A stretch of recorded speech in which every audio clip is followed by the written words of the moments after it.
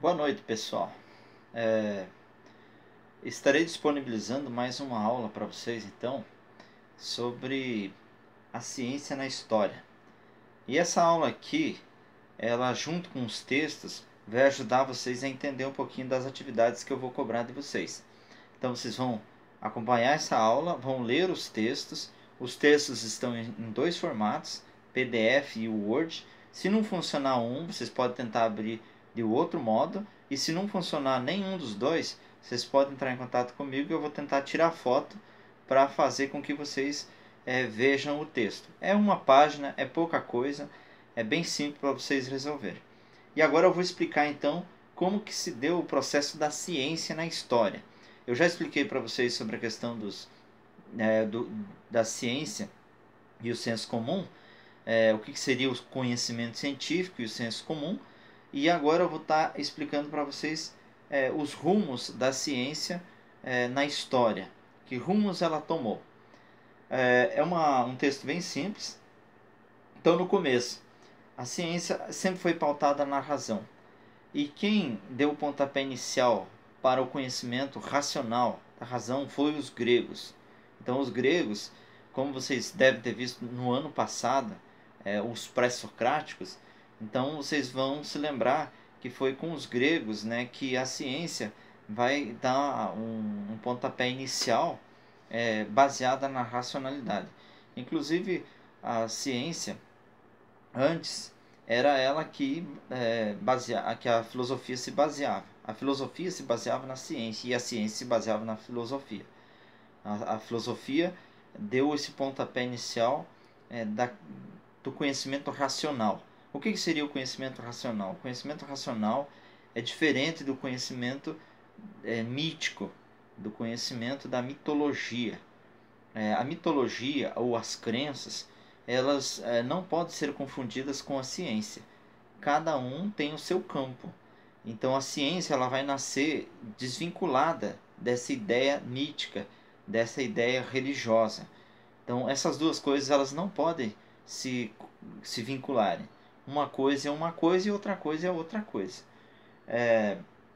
No início, então, ciência e filosofia elas eram interligadas.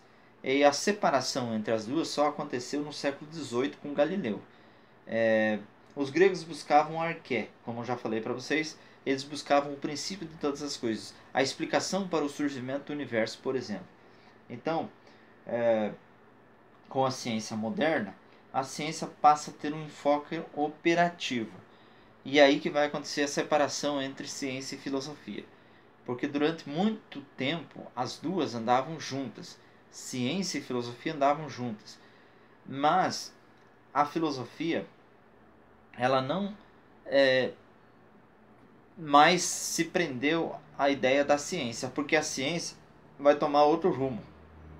A ciência ela vai tentar dar um enfoque operativo. O que seria esse enfoque operativo? O homem sendo capaz de dominar a natureza, a ciência a serviço do homem. Isso lá durante o Renascimento, né, e já tinha uma discussão sobre o homem sendo o centro do universo, com o humanismo.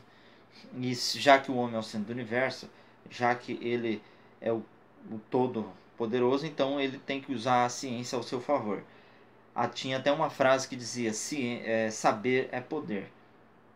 Não é mais a ciência, não mais é ideia de contemplativo, e sim de domínio da natureza, a ciência. Então é aí que a filosofia vai desvincular da ciência, porque a filosofia vai começar a caminhar com as suas próprias pernas.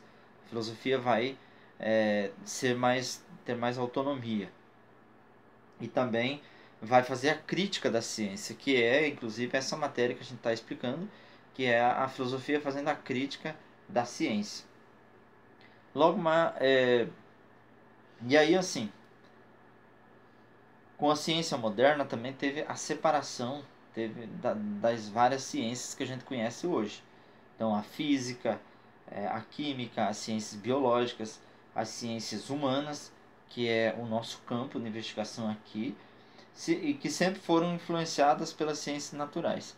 As ciências naturais são as ciências da natureza, são as ciências exatas, né? A biologia, a matemática e as ciências humanas são a sociologia, a história, a filosofia, né? São matérias que tratam mais da questão humana. E aí, durante o século XIX e século XX, nós tivemos várias revoluções dentro da ciência. E eu vou estar explicando isso no próximo vídeo. Muito obrigado.